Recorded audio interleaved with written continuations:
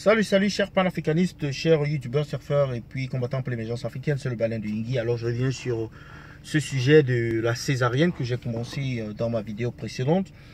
Alors je disais que les césariennes, on les pratique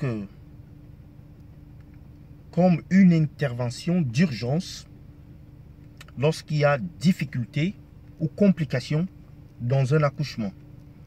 Mais maintenant, où sont passées les techniques? Parce que ailleurs, c'est d'autres cieux, on accouche dans l'eau, dans des piscines, on accouche même dans des maisons. Parce qu'il y a un suivi, on se dit quand même qu'il y a un suivi. Mais comment ça se fait que des femmes au Cameroun, qu'elles aient un suivi ou pas, se retrouvent subitement sur la voie de la césarienne? Ou alors qu'on les conduise vers la voie de la césarienne, alors qu'elles peuvent accoucher tout naturellement. Qu'est-ce qui se passe? Est-ce une nouvelle mode? Est-ce que c'est un travail facile? Est-ce la facilité qui est, n'est-ce pas, à l'origine de ce phénomène? Moi, je n'y crois pas.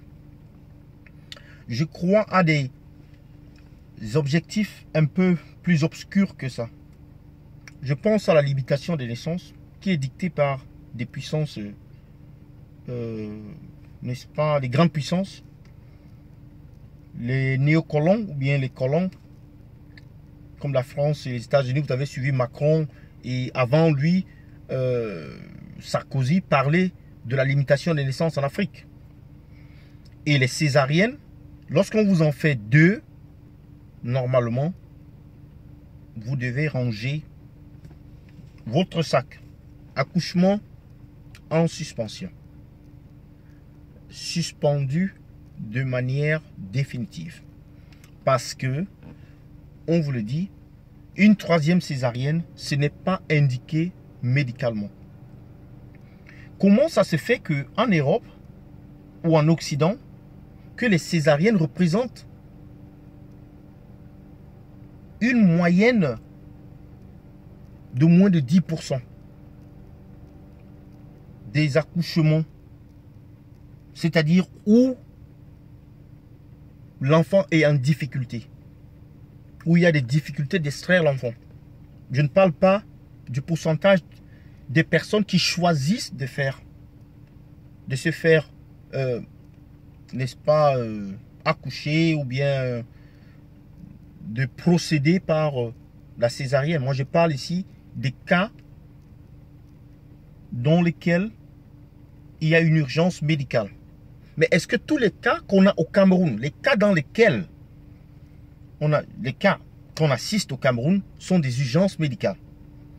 Est-ce que ces professionnels ou bien ces responsables médicaux ou bien ces gens, ces médecins et ces infirmiers ne font pas partir, n'est-ce pas, d'un groupe mafieux, ou alors ne sont pas rentrés dans une pratique mafieuse qui consiste, n'est-ce pas, à créer des complications pour, n'est-ce pas, conduire les patients vers la césarienne?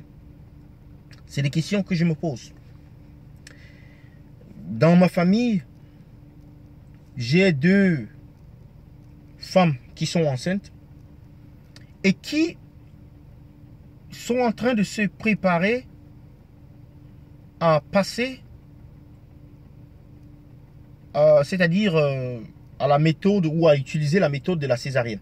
Donc on les prépare déjà en disant c'est possible que l'enfant ne soit pas bien, ainsi de suite, que l'enfant soit plutôt se présente plutôt par les pieds, ainsi de suite. Mais avant, on connaît des enfants qui se présentent par les pieds depuis très longtemps, depuis des années.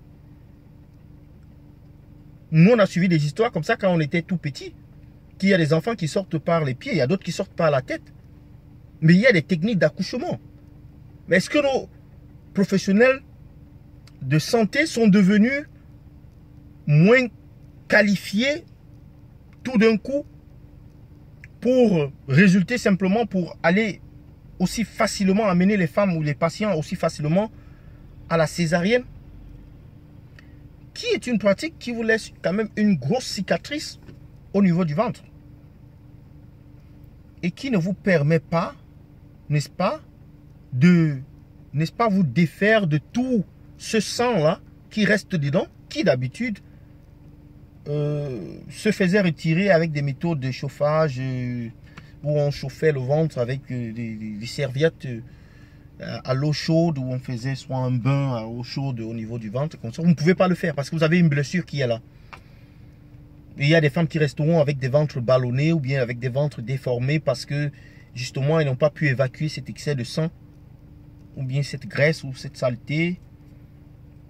Mais bon, c'est un sujet franchement qui me tient à cœur et sur lequel j'attends vos contributions sur ces pratiques abusives de la césarienne au Cameroun.